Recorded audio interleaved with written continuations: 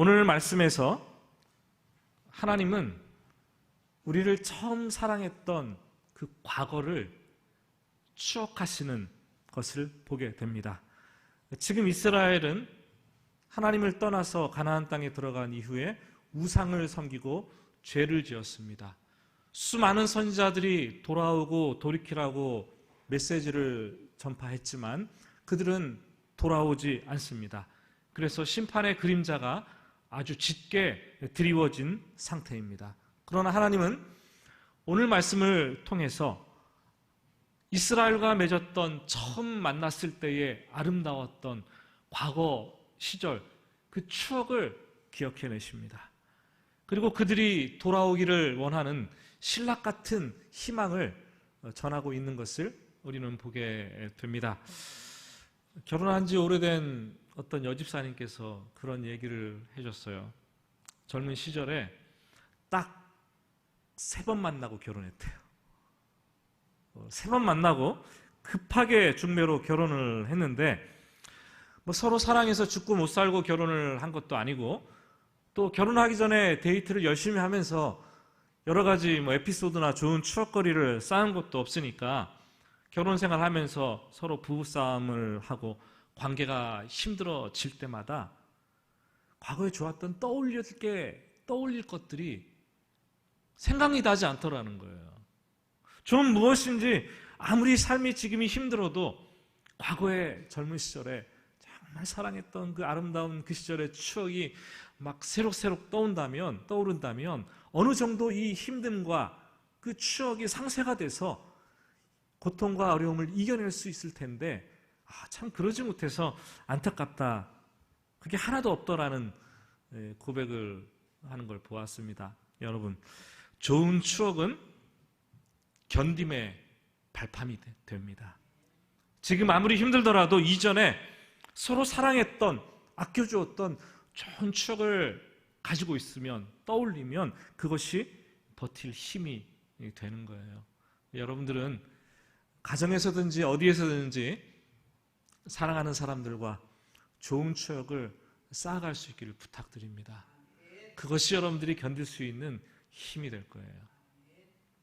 오늘 10절 말씀을 보시면 앞부분은 하나님께서 처음 이스라엘을 만났을 때 그 마음이 어떠했는가를 표현해 주고 있습니다. 어떻게 보면은 하나님께서 여러분과 저를 처음 만났을 때의 마음 상태를 얘기해 주는 말씀이기도 합니다. 우리 앞부분만 한번 같이 읽어보겠습니다. 옛적에 내가 이스라엘을 만나기를 광야에서 포도를 만난 같이 하였으며 너희 조상들을 보기를 무화과 나무에서 처음 맺힌 첫 열매를 봄같이 하였거늘. 여러분, 풀 한 폭이 자라지 않는 허허벌판 광야를 지날 때 얼마나 피곤하겠어요? 얼마나 목마르겠습니까? 그런데 광야에서 포도를 만난다는 것은 거의 불가능한 거예요. 불가능해요. 광야에서. 어쩌다가 좀 기적 같은 일이라는 거죠. 깡마른 광야에서 신선한 포도를 발견했을 때 그 느낌이 어땠는가를 얘기를 합니다.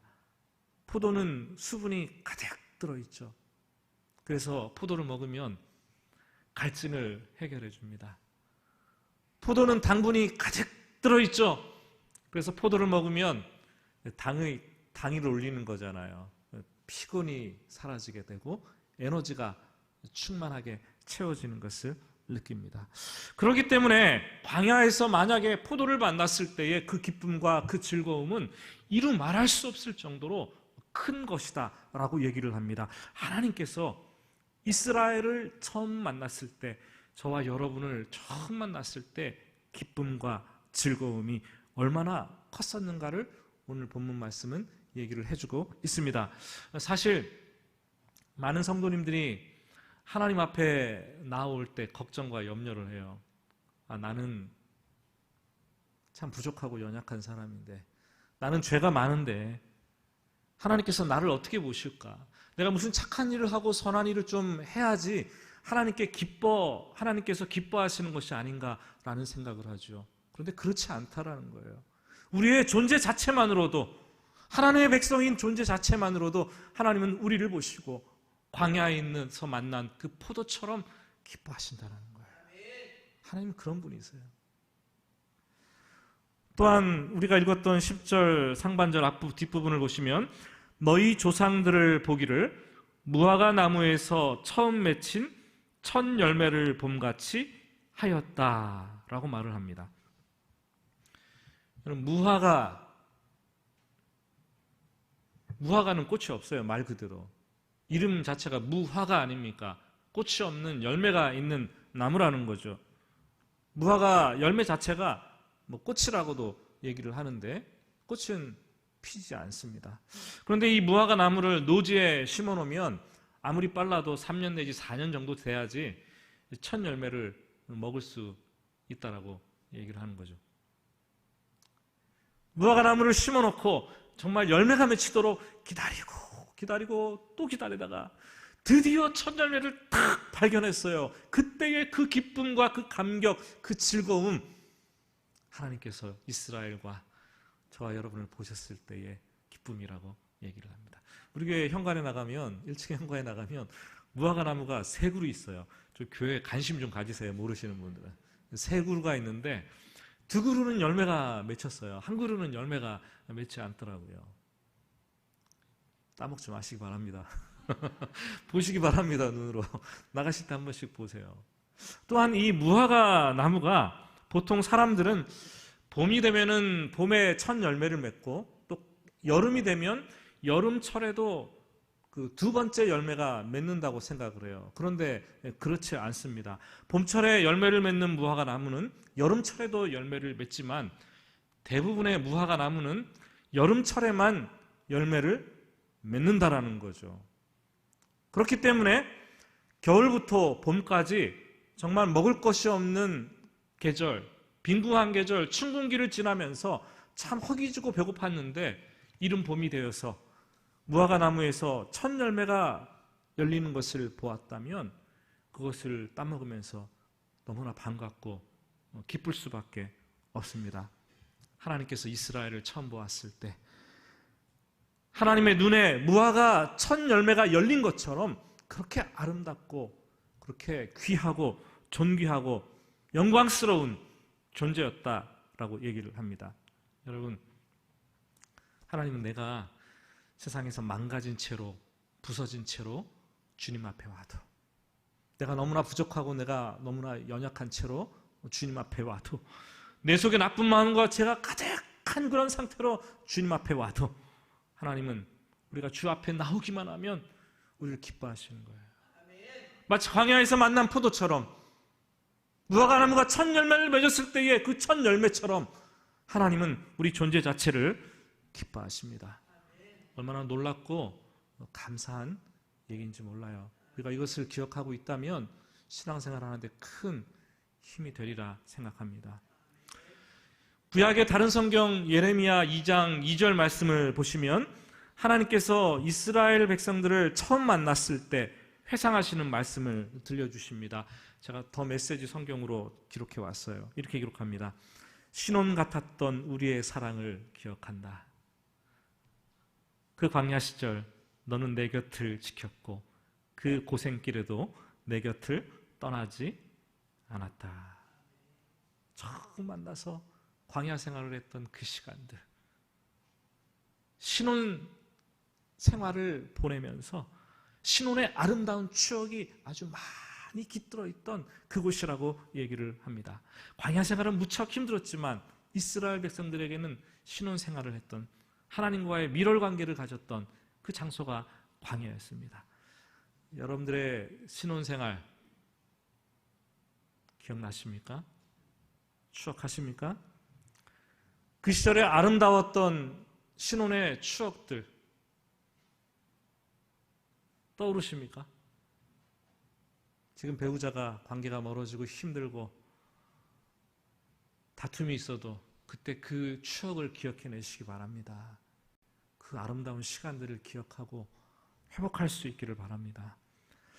광야 초기 이스라엘 백성은 하나님과 신실한 관계를 맺었어요. 하나님도 이스라엘 백성들이 죄를 짓고 하나님께 잘못을 해도 하나님은 연정을 품고 그들을 따뜻한 마음으로 대하시고 그들을 용납하시고 그들을 끌어안아 주셨습니다. 여러분, 추억을 공유하는 것만큼 결속력을 새롭게 다질 수 있는 방법이 없습니다. 함께 전투를 치렀던 그 병사들, 함께 우승했던 그 선수들, 함께 목표를 향해서 달려갔던 동료들, 단칸방에 살았지만 신혼생활을 하면서 따뜻했던 그 부부의 관계들, 열악한 환경이었지만 교회를 개척하고 처음 열심을 냈던 성도들 떠오르면은요, 추억하면은, 모험담을 얘기하기 시작하면은 결속력이 다져지는 거예요. 과거에 젖어 있으라는 말은 아니에요. 과거를 추억하면서 결속력을 다질 수 있고 우리 마음을 다시 새롭게 할 수 있다라는 거죠. 물리적으로는 과거로 돌아가기 힘들겠지만 우리의 마음은 새롭게 할 수 있습니다. 때로 좋은 추억은 회복의 단초가 되기도 합니다. 그런데 문제가 생겼습니다. 10절 하반절 말씀을 볼까요? 10절 하반절입니다. 그들이 바알브올에 가서 부끄러운 우사에게 몸을 들이므로 저희가 사랑하는 우상같이 가증하여 졌도다. 광야의 포도 같고 무화과 나무의 첫 열매같이 그토록 기쁘고 사랑스러운 존재였었는데 가증한 존재로 바뀌어졌다라고 얘기를 합니다. 도대체 무엇이 그들의 하나님과 이스라엘의 관계를 이렇게 바꾸어 놓은 것일까요? 성경은 바로 바알브올 사건이라고 얘기를 합니다. 출급한 이스라엘 백성들이 광야에서 40년 동안을 떠돌아다니다가 40년이 거의 끝날 때쯤 가나안 땅의 초입 모압 평지에 도착을 하게 됩니다. 그때 모압 왕 발락은 심히 두렵습니다. 그래서 당대의 유명한 복술가였고 점술가였던 발람, 그러니까 발락 왕이 발람 복술가를 부른 거죠. 사신들을 보내서 복채를 두둑히 가지고 백지수표를 완전히 위임해서 갑니다. 그리고 만나거든 와서 우리를 위해서 이스라엘을 민족을 저주해달라는 부탁을 하게 됩니다. 그래서 그 부탁을 받고 발람이 브올산 꼭대기 위로 올라갑니다. 꼭대기 위로 올라가니까 밑에 평지에 있는 이스라엘 백성들이 다 내려다 보이는 거예요.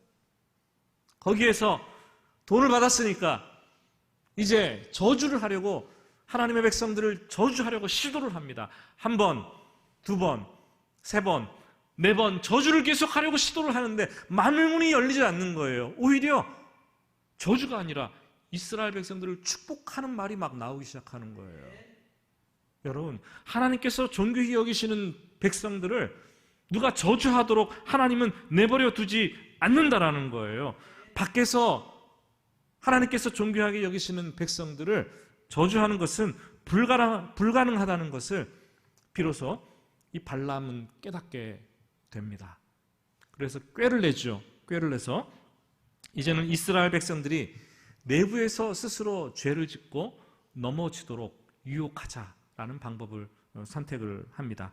그 방법은 바로 미인계였어요. 미인계를 쓰자. 모압 여인 중에 아리따운 여인들을 다 불러 모아서 모압 평지 광야에 진을 치고 있는 이스라엘 백성들 근처에 큰 광야의 식탁을 베풀고 잔치를 합니다. 그리고 이스라엘 백성들의 남자들을 초대합니다. 그 남자들이 기뻤겠죠. 40년 동안 떠돌이 광야 생활하면서 먹을 것도 없었고 참 굶주렸었는데 웬걸 아름다운 미인들이 광야에 식탁을 차려놓고 와서 같이 먹자 이러니까 우르르 다 몰려가는 거예요. 거기 가서 식탁에 앉아서 음식을 먹는데 보니까 바알신에게 우사에게 제사를 드리고 물려낸 그 음식들이었고 음식을 먹기만 한 것이 아니라 바알에게 절을 하고 바알을 섬기는 여인들과 음란한 행각을 벌이면서 죄를 짓고 우상을 섬기게 되었습니다. 우상 숭배와 영적 타락과 음란 행각이 펼쳐지니까 이제까지 영적 질서를 잡고 있었는데 그 영적 질서가 본물 터지듯이 터져나가면서 다 공동체가 무너져 내리는 것을 한순간에 일어나는 것을 봅니다. 부올에서 바알 우상을 섬기는 유혹에 넘어갔다 그래서 바알 부올이라는 사건이라는 제목이 붙어졌습니다. 그 결과 하나님은 진노하시게 되는 거죠. 극도로 진노하셔서 그것을 주도한 이스라엘의 지도자들을 하나님께서는 태양을 향해서 목을 매달아라 공개 처형을 하도록 하십니다. 그리고 이스라엘 백성들에게 연병을 보내셔서 일반 백성들을 하루아침에 2만 4천 명이 꼬꾸라져 죽게 만드십니다. 하나님과 이스라엘의 허니문 이후에 결정적인 관계를 망치는 것이 바로 바알 부올 사건이었어요. 여러분 가정도 마찬가지예요. 신혼여행하고 허니문하고 잘 살았는데 결정적으로 여러분 관계를 망치는 사건이 있지요. 한눈을 판다든가 바람에 넘어갔다든가. 지금 이스라엘이 그런 상황이었습니다. 사랑하는 여러분, 저와 여러분은 하나님 앞에서 광야에서 만난 포도 같고 무화과 나무에서 처음 익은 열매 같습니다. 너무나 복되고 아름답고 기쁜 존재였습니다. 하나님은 자기 백성들이 밖으로부터 공격당할 때 당신의 백성들을 존귀히 여기시면서 사랑하시기 때문에 보호하시고 지켜주시고 막아주신다라는 거예요. 모아방 발람이 세상의 그 어느 누구도 밖에서 우리를 공격해서 뻐꾸러뜨리려고 하고 우리를 저주한다고 해도 멸망길로 결코 데려갈 수가 없다라는 거죠. 또 우리는 모르지만 하나님은 이것을 위해서 불철주야 열심히 보이지 않는 곳에서 우리를 위해서 일하고 계시는 분이십니다. 또한 우리도 밖에서부터 공격해 들어오기 시작하면 교회는 그때는 똘똘 뭉쳐서 그것을 다 같이 극복해내는 공동체입니다. 우리를 망하게 하는 것은 하나밖에 없어요. 뭡니까? 내부에서 우리 죄 때문에 스스로 타락하고 붕괴해서 넘어지는 것, 그건 답이 없어요. 오직 하나, 우리가 스스로 죄를 짓고 우리가 망하게 하는 것, 그것이 우리가 망하는 거예요. 교회도 마찬가지입니다. 성도들도 마찬가지입니다. 스스로 죄의 유혹에 빠져서 바알을 섬기고 영적 음란에 넘어가고 죄를 행할 때 하나님은 우리의 죄가 하나님과 우리의 사이를 완전히 갈라 놓을 것이다 말을 합니다. 그리고 하나님은 분노하시고 죄에 대한 대가를 우리에게 찾으시는 거죠. 내가 너를 얼마나 사랑했는데 어떻게 네가 나한테 그럴 수가 있어? 그래서 많이 들어본 대사 같죠? 지금 하나님께서 말씀하시는 거예요.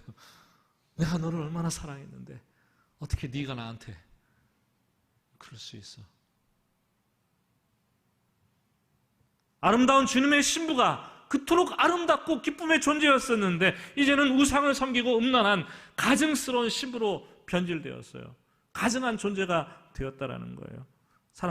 사랑하는 존재로부터 배신을 당하면 분노가 생기고 사랑의 크기가 크면 클수록 이 분노의 크기는 훨씬 더 커질 수밖에 없는 거죠. 13절 앞부분을 한번 봅시다. 같은 논리로 계속 얘기를 하고 있습니다. 13절 제가 앞부분만 읽어보겠습니다. 내가 보건대 에브라임은 아름다운 곳에 심긴 두로와 같으나. 에브라임은 이스라엘을 가리키는 용어죠. 그들은 처음에 광야의 포도 같고 무화과 나무의 첫 열매 같았을 뿐만 아니라 아름다운 곳에 심긴 두로와 같았다라고 얘기를 하는 거예요. 두로는 지중해 동해안의 베니게에 있는 그 아름답기로 유명한 항구 도시입니다. 해상 무역을 통해서 부를 엄청나게 축적했고 풍요로운 도시가 바로 두로였습니다. 가나안 땅에 출애굽해서 가나안 땅에 정착한 이스라엘 백성들을 가리켜서 하나님은 마치 아름다운 곳에 심긴 두로와 같았다라고 표현을 하고 있는 거죠. 얼마나 멋지고 아름다운 추억을 끌어내고 있는 하나님의 모습을 봅니까? 그런데 13절 마지막을 보면은 범죄한 이후에 돌아오라 얘기를 하는데도 돌아오지 않는 이스라엘을 향해서 하나님은 이렇게 반응을 하십니다. 그 자식들을 살인하는 자에게로 끌어내리로다. 굉장히 무섭죠. 11절 말씀 하반절도 11절 말씀도 이렇게 얘기를 합니다. 에브라임의 영광이 새같이 날아가리니 해산하는 것이나 아이 뱉는 것이나 임신하는 것이 없으리로다. 에브라임의 영광이 새같이 다 날아가게 되었다라는 거예요. 여러분 시골에서 어렸을 때 기억을 좀 해보면 시골에서 참새를 잡으려고 그 무진장 애를 썼던 시간들이 있습니다. 그 참새를 잡으면 옆집 누나가 털을 뽑아가지고 이거를 잘 구워주는 참새고기 얼마나 맛있는지 몰라요. 참새를 잡으려고 마당에 이렇게 쌀을 뿌려두고 막대기에 실을 묶어가지고 그 소쿠리를 이렇게 뒤집어가지고 딱 끼워둡니다. 숨죽이면서 멀리서 실을 붙잡고 조용히 기다리고 있는 거예요. 그러면 어느 순간 참새가 뽀르르 날라와서 그 바구니 안에 있는 쌀 밑으로 쏙 들어가서 이렇게 콕콕 찍어 먹는 거예요. 숨을 죽이고 있다가 한순간에 실을 탁 하고 당기면 막대기가 그 소쿠리에서 탁 빠지면서 소쿠리가 빙글빙글 몇 번 나둥글더니 탁 탈썩 하고 땅에 주저앉으면 뭐가 잡혀요? 참새가 잡힙니다. 새가 잡혔을까요? 안 잡혔을까요? 대부분의 경우 새가 먹이만 먹고 이렇게 후룩 훌쩍 날아가는 거예요. 그러면은 참새구이를 생각하며 주방에 부엌에는 물을 끓이고 그 한껏 그 희망이 막 부풀어 올랐는데 이 허망한 거죠. 참새를 못 잡아가지고 너무 허망한 거죠. 참새가 뽀르르 날아가면서 허망하다 이런 생각이 드는 거예요.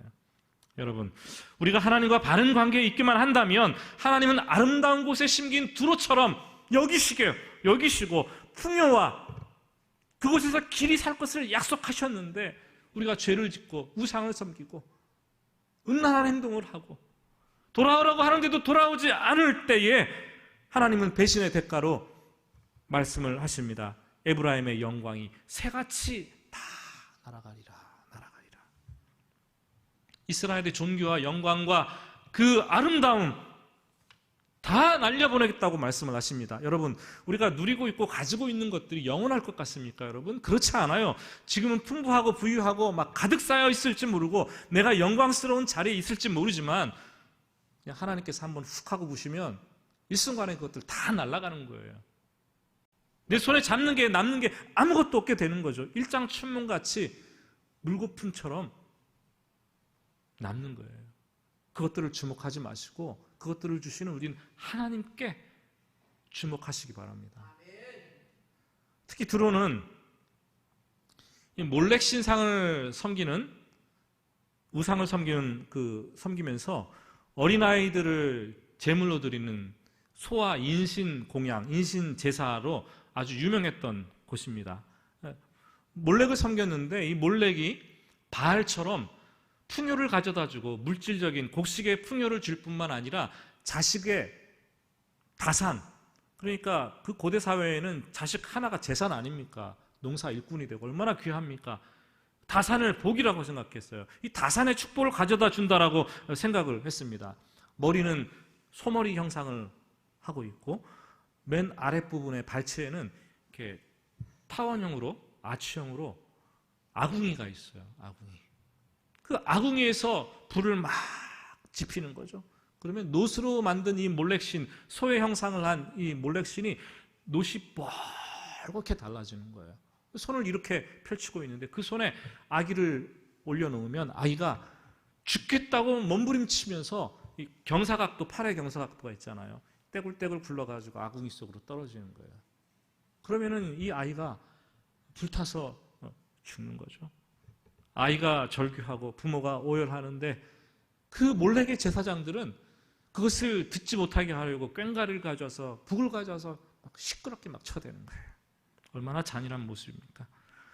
하나님은 이스라엘 백성들을 가나안 땅이라는 아름다운 곳에 심겨주었는데 그들이 그곳에서 하나님이 주시는 복을 바알이 주시는 복으로 착각하고 몰렉이 주는 복으로 착각하고 바알과 몰렉 우상까지 섬겼어요. 그곳에서 물질의 풍요로움을 그 우상들에게 구하고 다산의 풍요를 우상들에게 구하고 꿈꾸었는데 하나님은 그들의 영광을 새처럼 다 날아가게 하시겠다라고 말씀을 하십니다.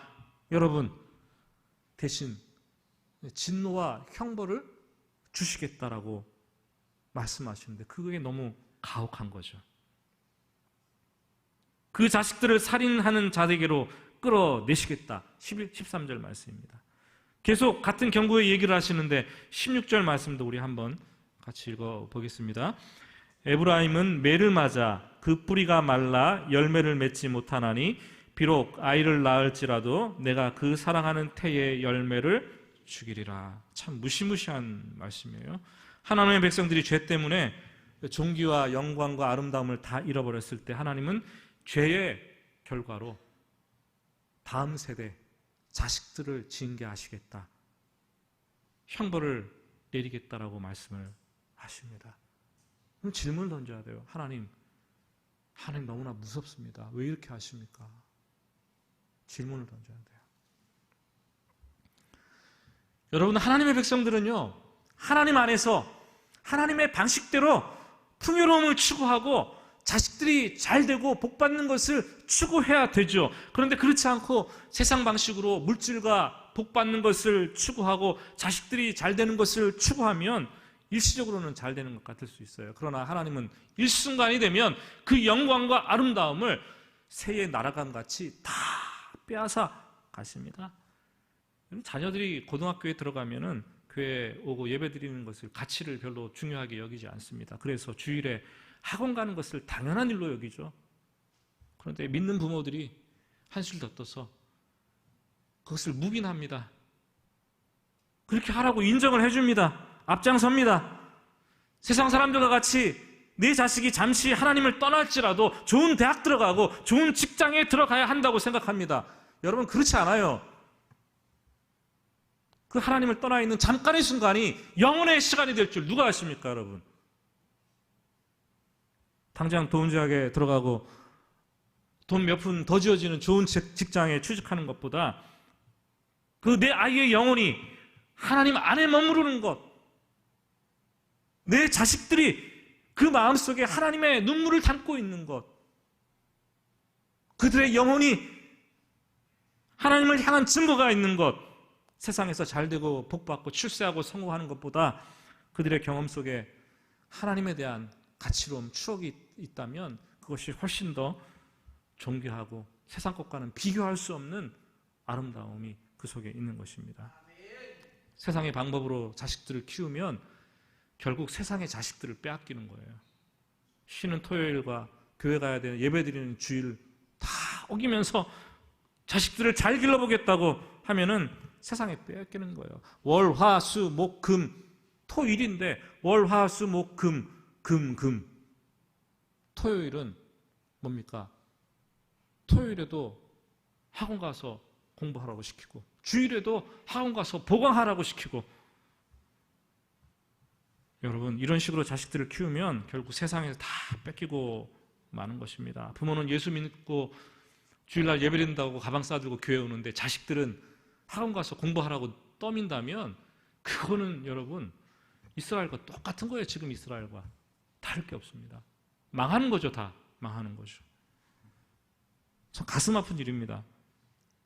부모인 여러분들은 매일같이 하나님 앞에서 결단하며 살아야 되는 거예요. 우리 젊은 30대, 40대 부모님들 특히 잘 들으셔야 됩니다. 자녀를 키울 때 그렇게 키우셔야 되는 거예요. 자식들이 좀 공부 못해도 괜찮습니다. 모두가 다 공부 잘할 수는 없어요. 그러나 하나님 앞에서 바르게 서 있으면 하나님은 그 아이를 쓰시는 거예요. 그 아이를 사용하시는 거예요. 주님의 눈에 광야에서 만난 포도처럼, 무화과 나무의 첫 열매처럼 그런 자식들이 주는, 하나님께서 자식들을 그렇게 보시는데 세상의 잣대를 가지고 자식들을 내가 키워서 마음대로 키워서 망하게 해서는 절대 안 된다는 거죠. 호세아 선지자는 얼마나 낙심하고 화가 났는지 14절에서 기도를 합니다. 기도를 하는데 이렇게 기도를 합니다. 같이 읽습니다. 여호와여, 그들에게 주소서. 무엇을 주시려 하나이까? 아이 베지 못하는 태와 젖없는 유방을 주시옵소서. 부모가 자식들의 영혼을 그렇게 죽일 거면 차라리 안 낳는 게 낫다는 거예요. 차라리 안 기르는 게 낫다는 거예요.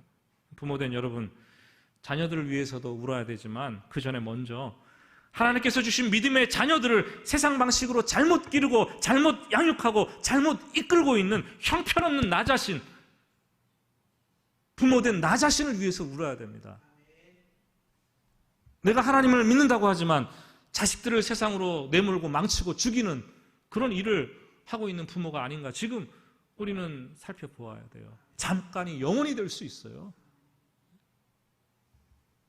부모가 세상과 타협하면 오늘 말씀은 믿음의 대가 끊어진다. 요점입니다. 세상의 성공보다 신앙 안에서 키우시기를 바랍니다.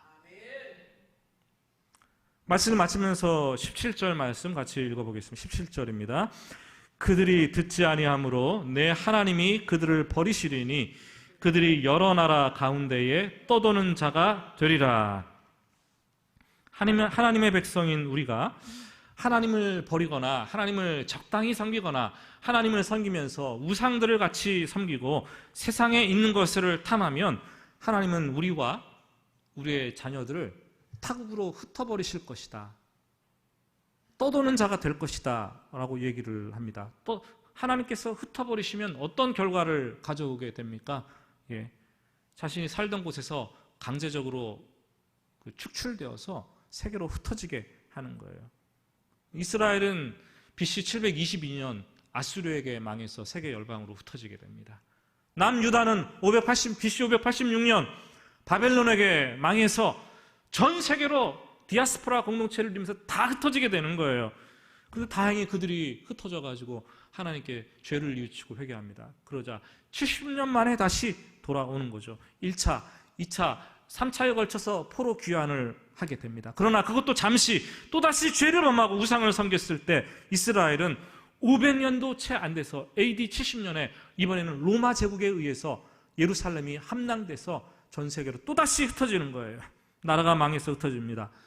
제2차 세계대전이 일어났을 때 독일 나치에 의해서 여러분 이스라엘 백성들의 유대인이 집단 대학살을 당하는데 600만 명이 죽임을 당하게 됩니다.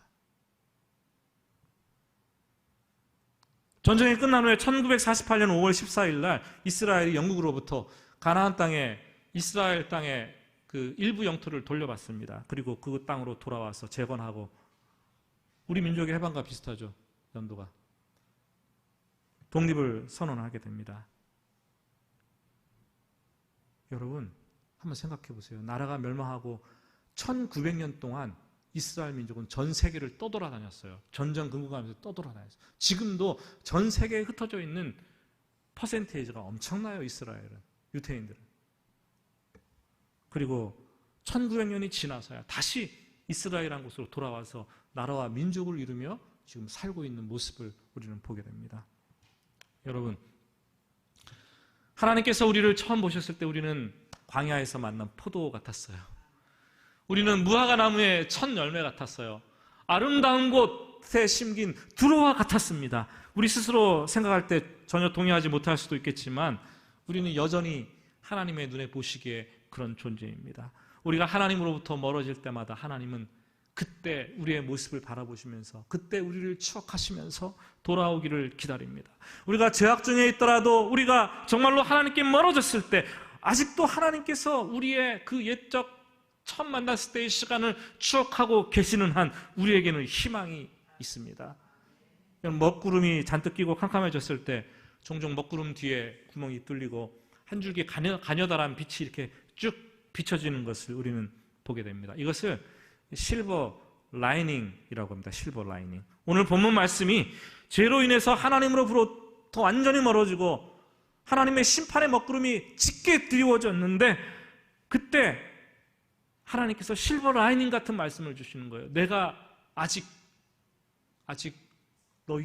너를 처음 만났던 과거 그 시간을 추억한다. 신락 같은 희망을 말씀하고 계시는 거예요. 주를 멀리 떠나도 죄악 중에 있어도 하나님께서 과거를 추억하시고 어둠 속에 한 줄기 빛이 비춰지는 그 순간이라면 아직은 돌아올 기회가 있다. 이것이 내가 너희에게 베풀어주는 마지막 은혜다라고 말씀하십니다.